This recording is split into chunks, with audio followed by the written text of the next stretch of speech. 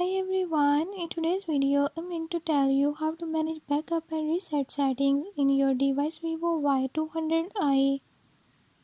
In this video I'm gonna tell you how you can do it.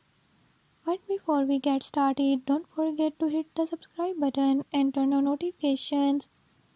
Make sure to watch complete video and learn how you can do it. Let's watch the video.